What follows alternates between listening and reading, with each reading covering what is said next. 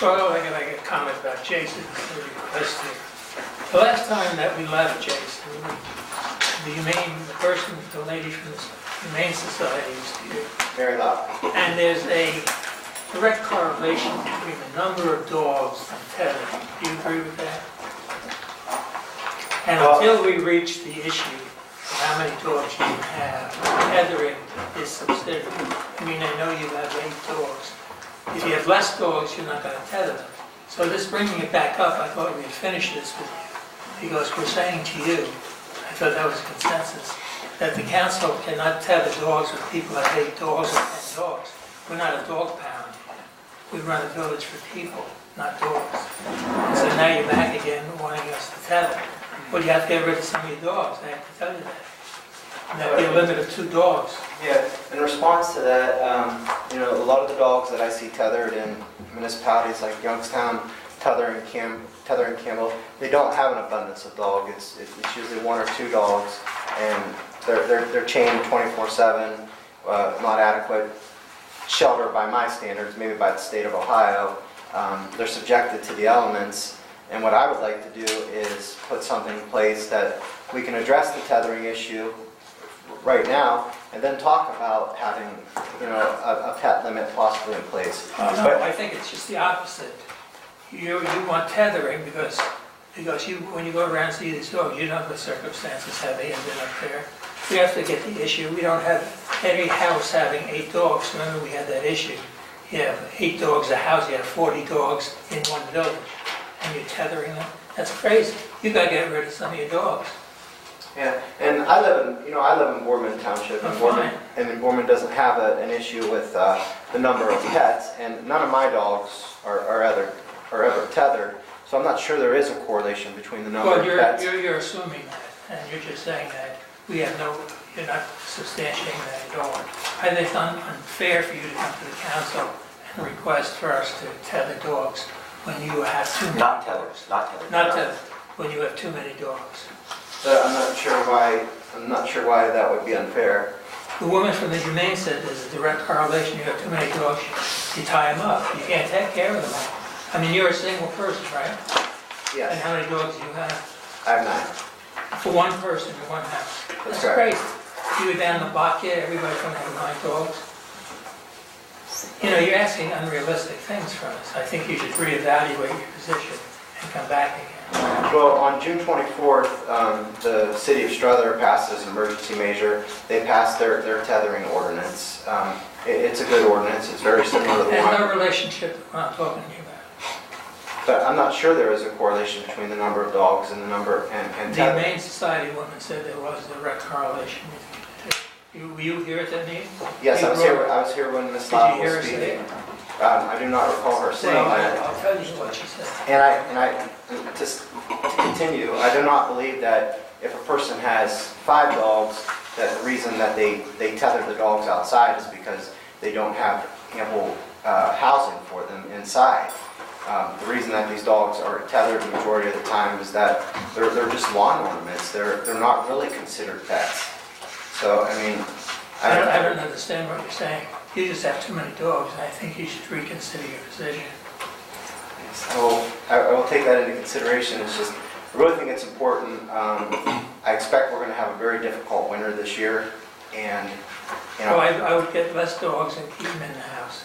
But all my dogs are kept indoors. I would never tether a dog outside. I have a large fenced-in area. The dogs go out to the bathroom, they come back in, and they do their business. I leash walk them. So I'm just not sure how the number of dogs has to do with tethering dogs. There's a direct correlation. You can't take care of your dog, you tie it up someplace. We're not saying about you, but we're talking about the general public.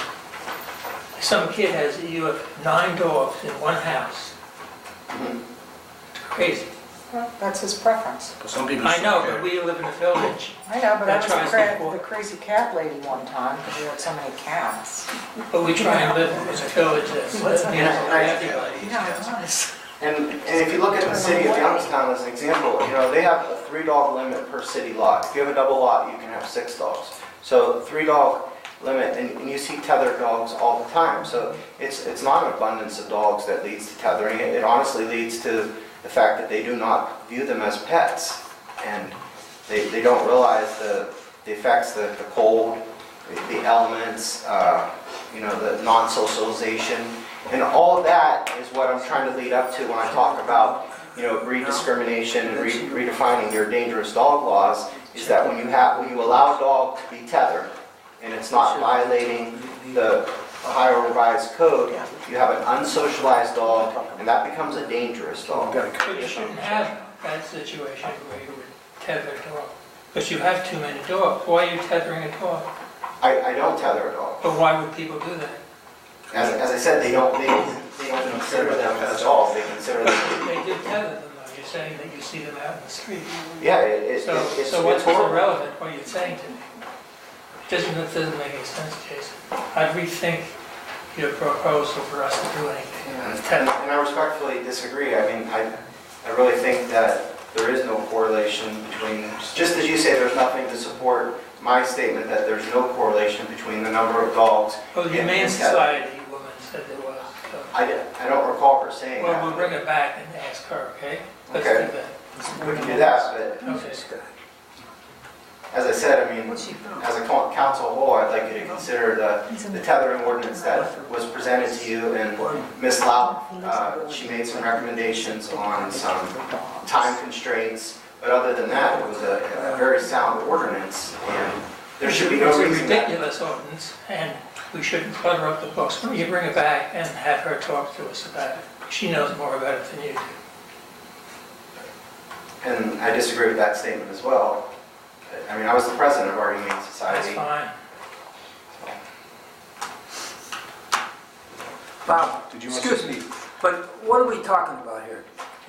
Putting a limit on how many dogs on a... You live where, in Boardman? Yeah, in Boardman. He's talking about tethering dogs.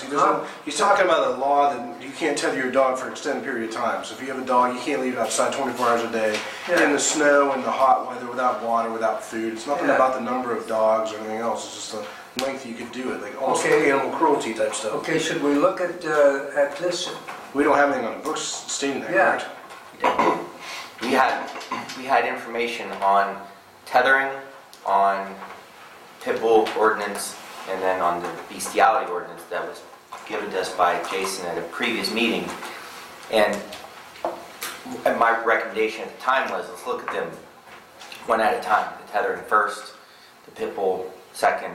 I told Jason the bestiality one's probably not something we're going to talk about anytime soon, but so there was information passed, and I think the law was that you cannot have a dog on a chain for longer than how long? I think it was like 6 hours, and then it was doing weather advisories, like severe weather advisories. It was also addressed the shelter of the dog. I mean, there really is no reason for an individual to tether a dog outside in severe weather or for extended periods of times. I mean, Nobody's disagreeing. well, I know And that. the reason you can't even enforce dog barking ordinances is because you don't know when it starts or when it stops. Now you have another ordinance, so you have a policeman out there. And this could how many hours could the support. dog is out in the cold. This It's could- unrealistic what you're asking us to do. It just is ridiculous because of your circumstances of wanting too many dogs. I don't do with his circumstances. I don't understand what the number of dogs I have has to do with this. Well, why don't we bring in the lady from the Humane Society? Let's talk to her. Ms. Lapp was already here, though. Well, why don't we talk, since you didn't hear what she had to say. Do we have copies of these ordinances? I passed everything out a while ago. What maybe I would suggest, Jason, is you bring the anti-tethering ordinance that you have given to us before back next time with Ms. Lau, and council can ask. The point, Mr. Major, that Mr. Limmer was making is there's a correlation between tying a dog up and how many dogs you have. Jason's point is that there is not a correlation between the two, and that's, I guess, the crux of the... Well, let's make one. Huh? That's a possibility. Yeah. Why are you here? What's your point? Why am I here tonight? Yeah. Because I was coming to talk about the tethering ordinance. And you live in Boardman? That's correct.